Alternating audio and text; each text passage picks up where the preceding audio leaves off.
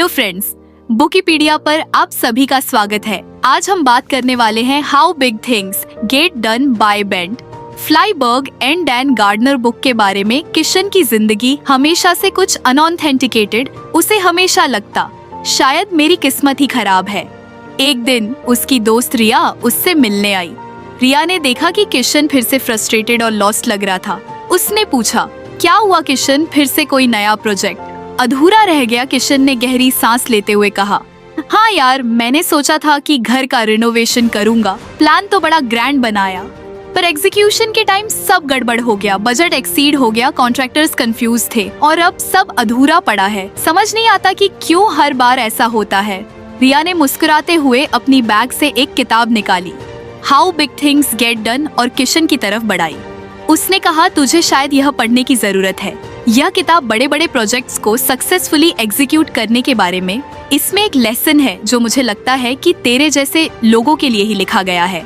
Think slow act fast. Kishan ने किताब को क्यूरियोसिटी से देखा और कहा, क्या यह सच में हेल्प करेगी? मैंने इतनी सारी सेल्फ हेल्प बुक्स पढ़ी हैं, सब बस थ्योरी लगती है।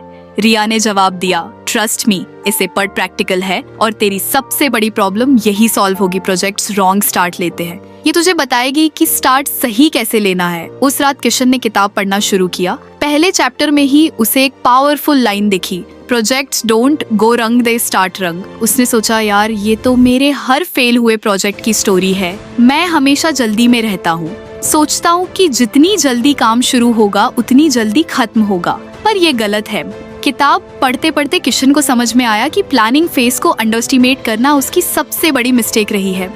उसने हमेशा सोचा कि एग्जीक्यूशन ही सबसे इम्पोर्टेंट है, लेकिन किताब कहती थी कि जो प्रोजेक्ट फेल होता है उसकी जड़ प्लानिंग स्टेज में होती है। एक एग्जाम्पल में उन्होंने बताया था कि कैसे नासा अपने स्पेस मिशंस के लिए सालों तक प्लानिंग करती है, पर एग्जीक्यूशन का टाइम कम होता है। थिंक स्लो एक्ट फास्ट, यह फ्रेज बार बार उसके दिमाग में गूंज रहा था। अगले दिन किशन ने खुद से कहा, अगर मुझे अपनी आदतें बदलनी है तो आज से शुरुआत करनी होगी।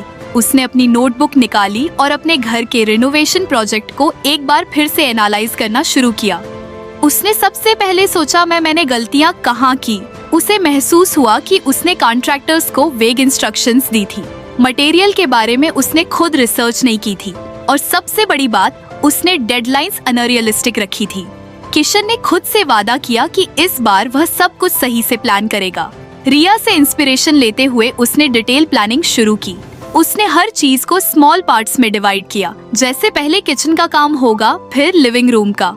हर टास्क के लिए उसने रियलिस्टिक टाइमलाइन बनाई। उसने कॉन्ट्रैक्टर से बार बार कंसल्ट किया, उनसे फीडबैक लिया, और सबसे बड़ा चेंज यह था कि उसने खुद को टाइम दिया। हर डिसीजन को थॉटफुली लेने के लिए एक दिन रिया वापस मिलने आई। उसने देखा कि किशन अपनी दीवार पर एक बड़ा सा चार्ट लगाए हुए था, जिसमें टास्क्स, डेडलाइंस और प्रोग्रेस सब ट्रैक हो रहा था। उसने हंसते हुए कहा, वाओ, लगता है तूने किताब सीरियसली पढ़ ली। किशन ने मुस्कुराते हुए जवाब दिया, हाँ यार, ये line think slow act fast मेरी लाइफ का मोटो बन गई है। प्लानिंग फेज में टाइम लगाना अब मुझे बेकार नहीं लगता, बल्कि नेसेसरी लगता है। अब मुझे पता है कि अगर स्टार्ट सही हुआ तो एग्जीक्यूशन स्मूथ होगा। रिया ने पूछा, तो अब रिनोवेशन प्रोजेक्ट कैसा चल रहा है? किशन ने उत्साह से कहा, सही दिशा में। कॉन्ट्रैक्टर्स अब कंफ्यूज नहीं है, बजट भी अंडर कंट्रोल है और प्रोग्रेस भी विजिबल है। जो पहले हर दिन स्ट्रेस का सोर्स था, वह अब एक्साइटमेंट का सोर्स बन गया है। पर कहानी यहाँ खत्म नहीं हुई थी। रिनोवेशन प्रोजेक्ट से इंस्पायर्ड होकर किशन ने अपने करियर और पर्सनल लाइफ में भी इस प्रिंसिपल को अप्लाई करने की सोची। उसने अपनी गलतियों को एनालाइज करना शुरू किया और देखा कि सिर्फ प्रोजेक्ट्स ही नहीं, बल्कि रिलेशनशिप्स और पर्सनल गोल्स भी अच्छे प्लानिंग और एग्जीक्यूशन की मांग करते हैं। उसने सोचा, अगर यह प्रिंसिपल एक रिनोवेशन प्रोजेक्ट को ट्रांसफॉर्म कर सकता है तो मेरी पूरी लाइफ क्यों नहीं कहानी यहीं रुकती है।